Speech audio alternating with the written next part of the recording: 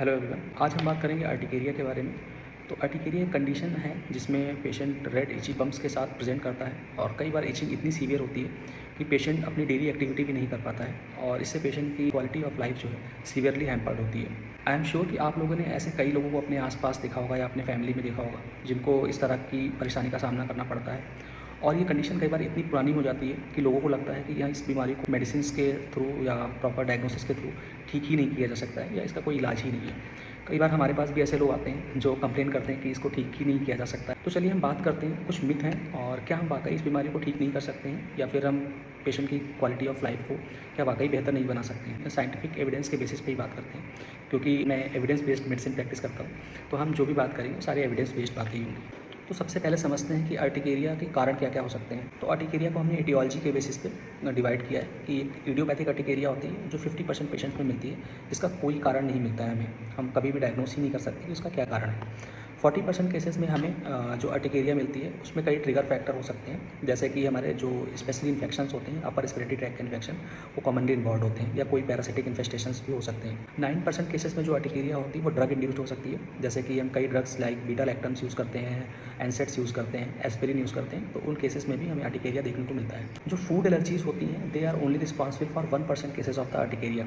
जो हम फूड को इतनी वैल्यू देते हैं अर्टिकेरिया के केसेस में कि ये नहीं खाना है, वो नहीं खाना है, ये नहीं करना है, तो मोर और less 1% cases are only triggered by the food allergies. Urticaria में फूड एलर्जीज बहुत कॉमन नहीं होती हैं। कई बार हम बहुत सारे पैनल टेस्ट कराते हैं, 10-10, 20-20 हज़ार रुपये की जांचें होती हैं, बट उसमें भी वही निकल के आता है कि कई बार आपको मटन से एलर्जी है, मशरूम से allergy, that are the common allergen, तो that can be even avoided without doing that costly investigation. So urticaria दो टाइप के हो सकते हैं, एक्यूट अर्टिकेरिया और क्रॉनिक अर्टिकेरिया। जब आपकी बीमारी शुरू हुई उसके 6 हफ्ते से पहले तक की जो बीमारी रहती है उसे एक्यूट कहते हैं। एक्यूट का मतलब मेडिकल लैंग्वेज में होता है कि न्यूअर, कोई भी चीज़ नई है या बहुत पुरानी नहीं हुई है तो उसको हम एक्यूट टर्म यूज़ करते हैं। क्रॉनिक मतलब पुरानी, जो अगर 6 हफ्ते से पुरानी बीमारी हो जाती है तब उसे क्रॉनिक अर्टिकेरिया कहते हैं। अब क्रॉनिक अर्टिकेरिया कहीं सेपरेट तो डेवलप नहीं होती, एक्यूट अर्टिकेरिया के केसेस ही होते हैं जो क्रॉनिक अर्टिकेरिया में ट्रांसफॉर्म हो जाते हैं। और क्रॉनिक अर्टिकेरिया का जो एक मीन कोर्स होता है वो नॉर्मली 5 to 9 ईयर्स के बीच में रहता है, तो उस दौरान डिजीज़ आपकी एक्टिव रह सकती है या आपको परेशान कर सकती है। तो जब भी कोई पेशेंट हमारे पास आता है तो ट्रीटमेंट से पहले हम बीमारी की एक्टिविटी देखते हैं। एक्टिविटी का मतलब है एसेस करते हैं कि किसी भी पेशेंट में वो बीमारी कितनी सीवियर है, वो बीमारी पेशेंट को कितना परेशान कर रही है। तो उसके लिए कुछ स्कोर्स होते हैं जो कि हम कैलकुलेट करते हैं और कुछ क्राइटेरिया हैं जैसे गैलन क्राइटेरिया और EDF क्राइटेरिया है जो यूरोपियन कंट्रीज़ ने डेवलप की हैं। तो उससे हम क्वांटिफाई करते हैं कि जो आपकी एलर्जी है, अर्टिकेरिया है, वो कितना सीवियर है। उसमें कुछ स्कोर्स होते हैं, हम 0 to 42 तक जाते हैं और उसमें हमने कैटेगरीज बना रखी है, mild, moderate, severe, very severe की।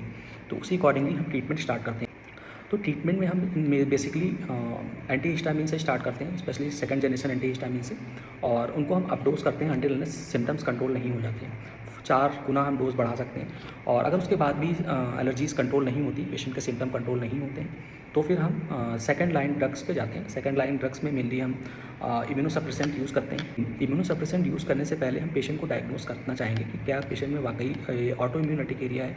तो ऑटो इम्यून अर्टिकेरियाज़ को डायग्नोस करने के लिए हम बहुत सारा वर्कअप कराना पड़ता है। हम कई बार पेशेंट का थायराइड प्रोफाइल कराते हैं, एंटी-TPO एंटीबॉडी कराते हैं, ANA प्रोफाइल कराते हैं, जितने रूमेटोलॉजिकल मार्कर होते हैं सारे कराते हैं, यूरिन कल्चर, स्टूल कल्चर और भी बहुत सारी इन्वेस्टिगेशन होती हैं जो हम कराते हैं। और कई बार हम पेशेंट में एक ऑटोलॉगस सीरम टेस्ट होता है वो भी करते हैं कि क्या वाकई में पेशेंट को IgG इंड्यूस्ड अर्टिकेरिया है।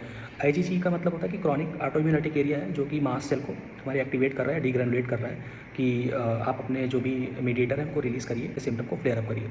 तो मेनली अर्टिकेरिया दो तरह से हो सकता है, या तो IgE डिपेंडेंट होता है जो एक्यूट अर्टिकेरियाज होते हैं मेनली, या फूड एलर्जीज होती हैं मेनली IgE डिपेंडेंट होती हैं। तो IgE जो हमारी होती है, हमारी मास्ट सेल पे एक FC रिसेप्टर होता है, उसको एक्टिवेट कर देते हैं। तो मास्ट सेल अपने जो भी प्री फॉर्म केमिकल्स होते हैं या साइटोकाइंस होते हैं उनको रिलीज़ करता है और एलर्जी कराता है, मेनली हिस्टामिन होता है उसमें।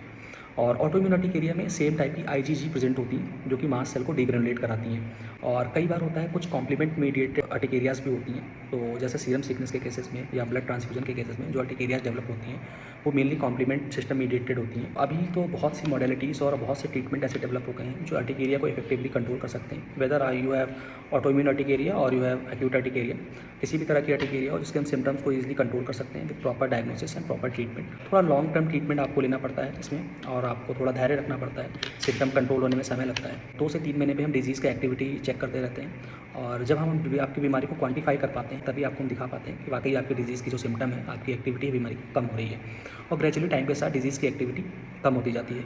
मैंने एक स्टडी की है इस पे, आप देख सकते हैं, एक ओरिजिनल स्टडी है, मेथोट्रेक्सेट मैंने पेशेंट्स को यूज़ किया था और ये पब्लिश भी हुई है। किस पेशेंट में कौन सी दवा यूज़ करनी है और किस तरह का मेडिकेशन यूज़ करना है, कितने दिन तक चलाना है, सब कुछ पेशेंट और डॉक्टर पर डिपेंड करता है। कि अगर सिम्टम होते हैं आपकी फैमिली में आस-पास किसी को हैं, तो आप हमेशा एक वेल क्वालिफाइड डर्मेटोलॉजिस्ट से मिलिए, वही आपकी बीमारी को प्रॉपर डायग्नोस कर सकते हैं। प्रॉपर ट्रीटमेंट प्रोटोकॉल जो है वो आपको बताएंगे और आपको उसको फॉलो करना होता है और डिजीज़ आपकी कंप्लीटली या बहुत अच्छी तरीके से कंट्रोल हो जाती है और आपकी क्वालिटी ऑफ लाइफ को बेहतर बना सकते हैं। आप अपने हिसाब से, कई बार होता है पेशेंट लिवोसिट्रिजिन ऐसे ही टैबलेट्स खाते रहते हैं और बीमारी कई बार उसकी और बढ़ती चली जाती है। कोई भी रैंडम ट्रीटमेंट मत करिए। आप जब भी आपको कभी कुछ परेशानी होती है इस तरह की या है अगर आपको, तो डर्मेटोलॉजिस्ट को विजिट करिए, वो आपको सही गाइडलाइन या सही जो भी उपचार है आपको सजेस्ट करेंगे। होप कि आपको ये इन्फॉर्मेशन समझ आई होगी और अच्छी लगी होगी। Thank you so much for watching.